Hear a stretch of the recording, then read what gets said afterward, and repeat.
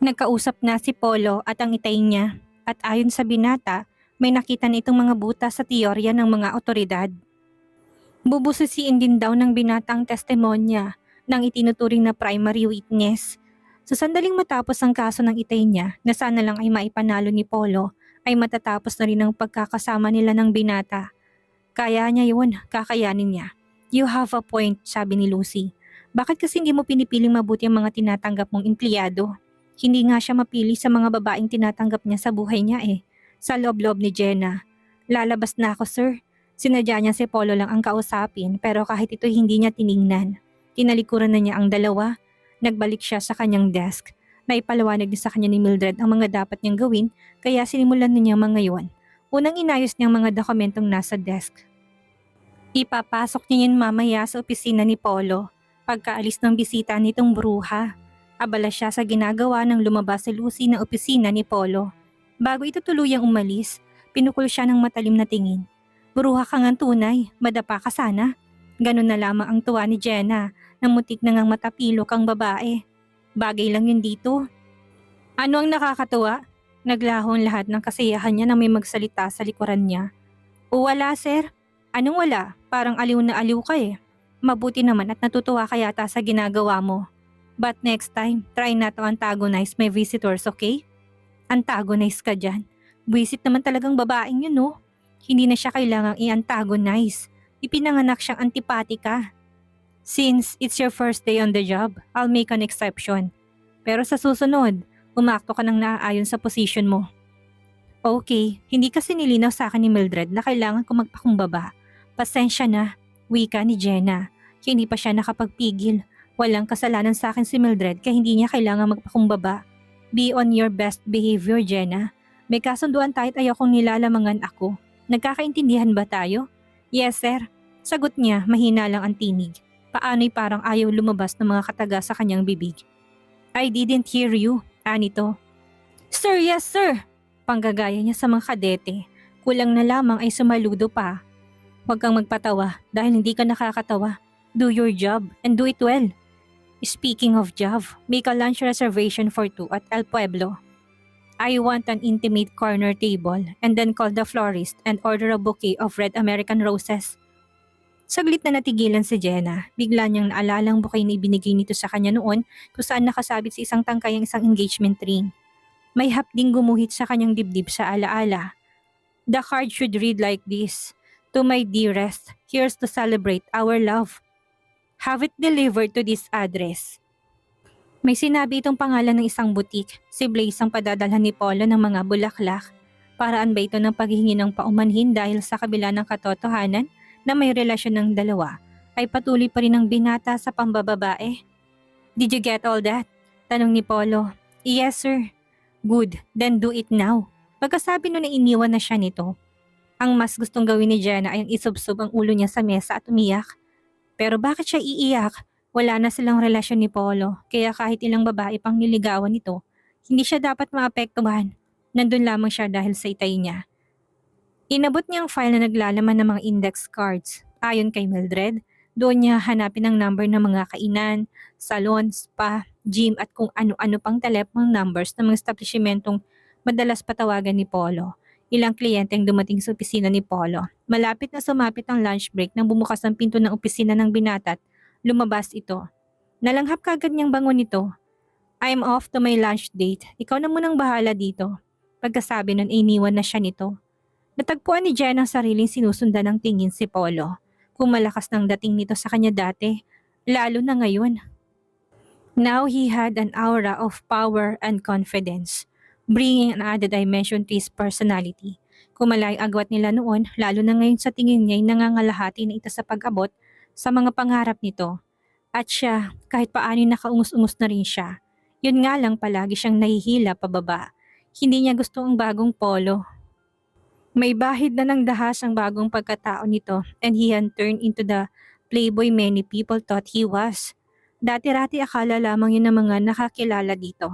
Ngayon mukhang pinangatawanan na yun ng binata. Napahinto si Jenna sa pag-iisip nang tumunog ang bell, hudyat na sumapit ng oras ng tanghalian.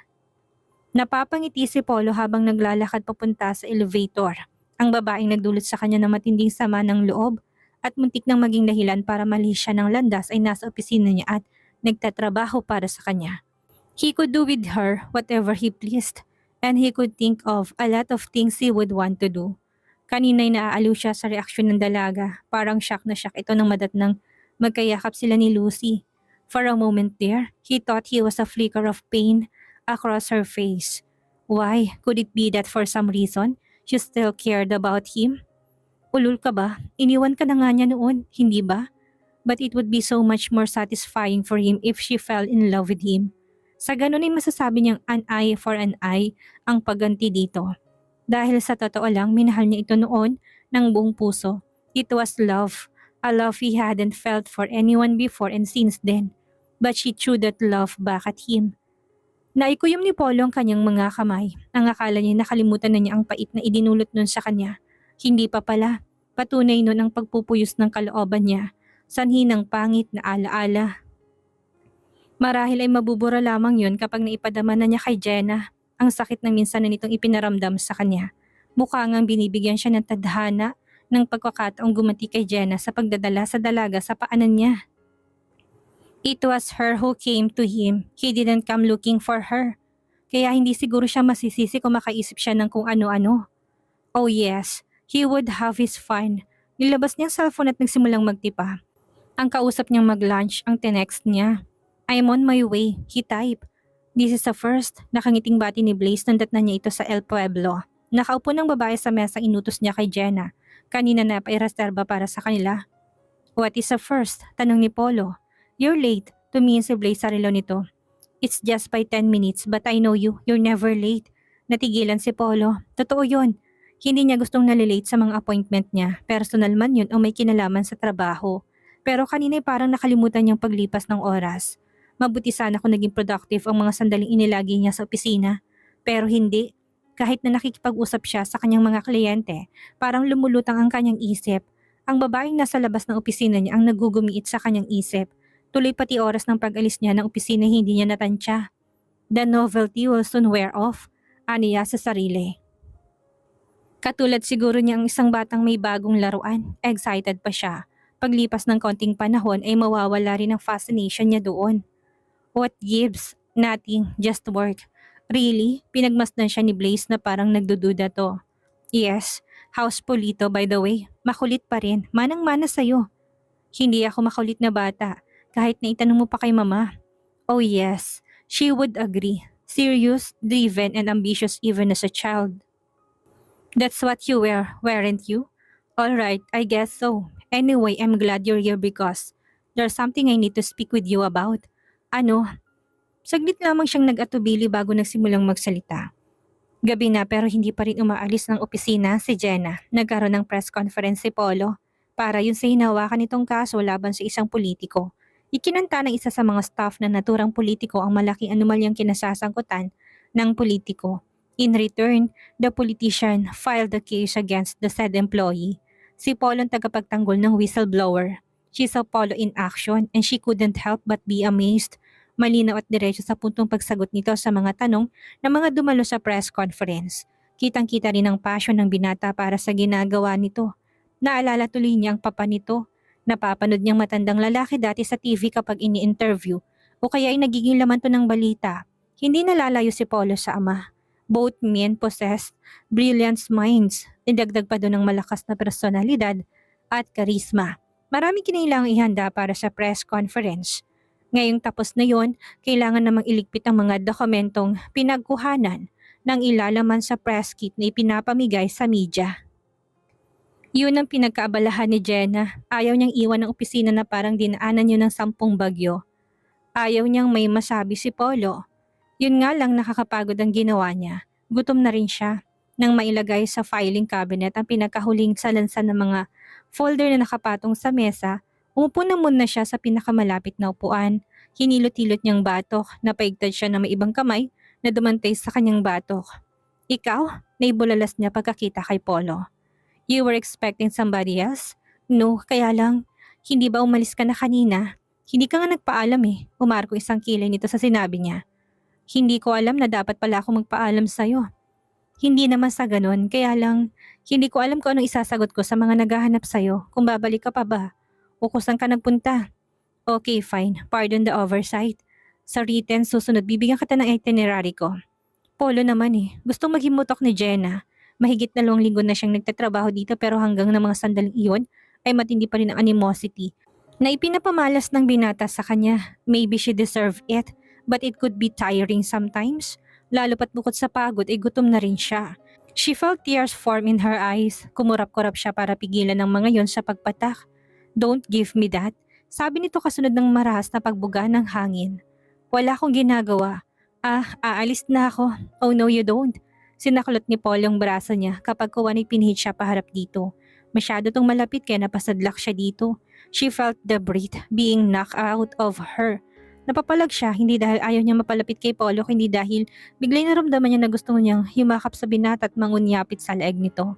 Pero maagap na nasukol ni Polo ang mga kamay niya itinukod niya sa dibdib nito. Kinas niyang mga yon at saka siya banayad na itinulak pa atras. She ended up with her back against the wall. Tinukod ng binatang mga braso nito sa dingding kaya nakulong siya sa pagitan ng mga yon. Tinitigan siya nito parang may hinahanap na kung ano sa kanyang mukha. Kapag kuwan ay umiling ito. Ano bang problema mo? Tanong ni Jenna. Dapat ipagalit ng pagsambit niya noon pero hindi ganun ang nangyari. Biglay nahirapan siyang huminga. I'm just wondering why, after all these years, you still have an effect on me. Lalo na siyang nahirapang huminga. Anong ibig nitong sabihin? Nagtatanong sana siya pero pinigilan siya ng pagpatong nang hintuturo nito sa kanyang mga labi. The simple gesture seemed to ignite something inside her. Kung ano man yun, ay mabilis yung kumalat sa kanyang katawan. Hinaplos ni Paul ang kanyang pisngi. Kapag kuwan ay pinahid nitong mga luhang tumakas sa kanyang mga mata. Sa kabila ng pagpipigil niya, habang ginagawa yun ng binatay nakatitig ito sa kanya, dahilan para kumabog ang kanyang dibdib. Polo, uwi na ako. Kailangan makaalis na si Jenna doon. Dahil kung hindi siya ang aalis ay baka kung ano pang magawa niya. Ayaw niya magkasala, hindi man kasal sina Paul at Blaze. Magkakasala pa rin siya dahil may relasyon ng dalawa. Why? Tanong ni Polo. Gabi na at gutom na ako. Kanina pa dapat ako umuwi.